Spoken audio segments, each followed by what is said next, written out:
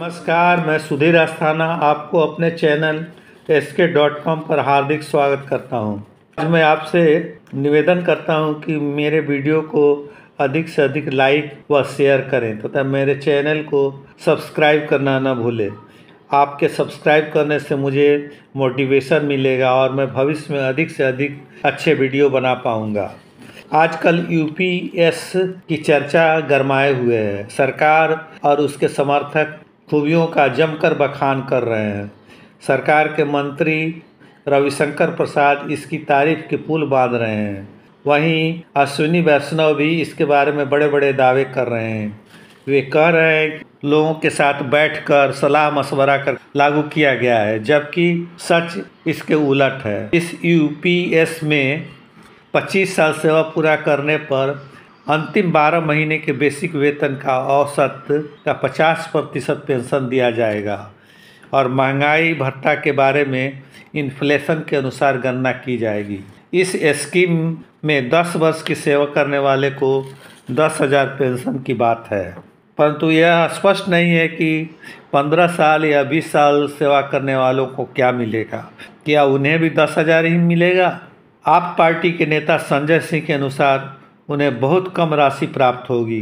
साथ ही अर्धसैनिक बल के कर्मचारी जिनकी सेवा अवधि 25 साल से कम होती है, वे भी इसके लाभ से वंचित हो जाएंगे। एनपीएस के अनुसार 10% अंशदान कर्मचारियों को देना होता था और सरकार को 14% अंशदान देना होता था, पर अब सरकार ने अंशदान में अपना हिस्सा 18.4% कर दिया है। संजय सिंह के अनुसार सरकार इस जमा राशि से ही पेंशन देगी। एक प्रकार से देखें तो सरकार अपने पास से कुछ नहीं दे रही है। कर्मचारी के रिटायर होने पर जमा राशि का छोटा हिस्सा ही देय होगा, बाकी सरकार नहीं लौटाएगी। जबकि एनपीएस में कर्मचारी की जमा राशि का 60% एक मुश्त कर्मचारी ले सकते थे और 40% सरकार शेयर में निवेश करती और उससे प्राप्त लाभ को पेंशन में देती। एनपीएस योजना बहुत ही बुरी पेंशन योजना रही है, क्योंकि इसके तहत सरकारी कर्मचारी को मात्र 2,000 या 4,000 रुपये मिल पाते थे। 2018 से ही एनपीएस के विरोध में और ओपीएस लागू करने के लिए आंदोलन चल रहे हैं। कई राज्यों ने ओपीएस लागू भी कर दिए हैं। राजस्थान में भी ओपीएस लागू हुई थी, पर सरकार बदलने पर ओपीएस हटा लिया गया है और एनपीएस लागू कर दी गई है।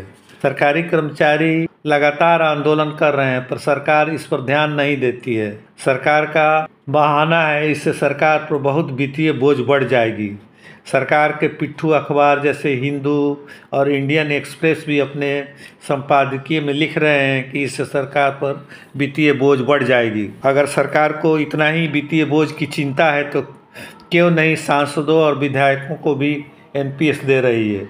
उन्हें तो एक साथ 2-2, 3-3 पेंशन दी जाती है। सरकार झूठे प्रचार पर हजारों करोड़ पानी की तरह बहा देती है। खुद प्रधानमंत्री बिना वजह विदेशों के दौरे पर करोड़ों रुपए पानी की तरह बहा रहे हैं।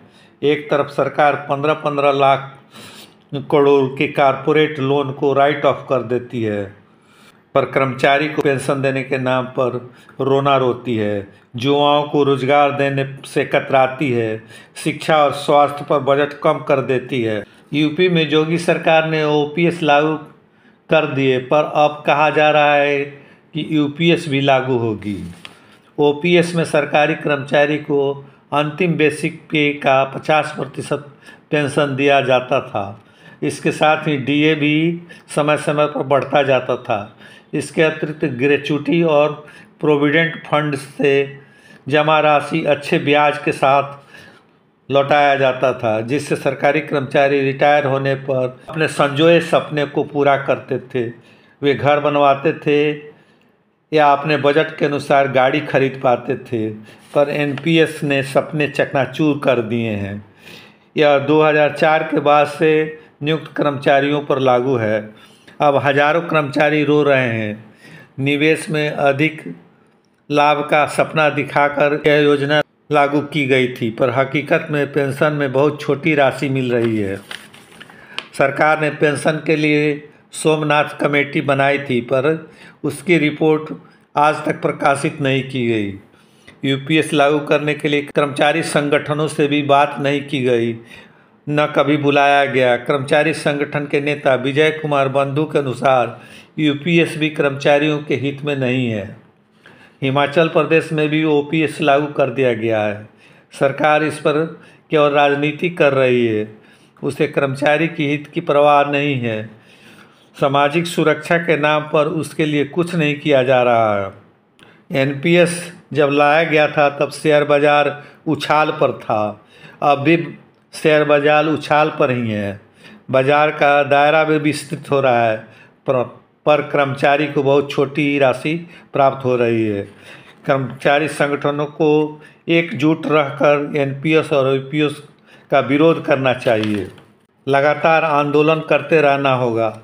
आम जनता को इसमें सहयोग करना होगा, क्योंकि कर्मचारी के पास पैसा आएगा तभी उनकी क्रय शक्ति बढ़ेगी और बाज़ार ग्रो करेगा तथा देश का विकास होगा।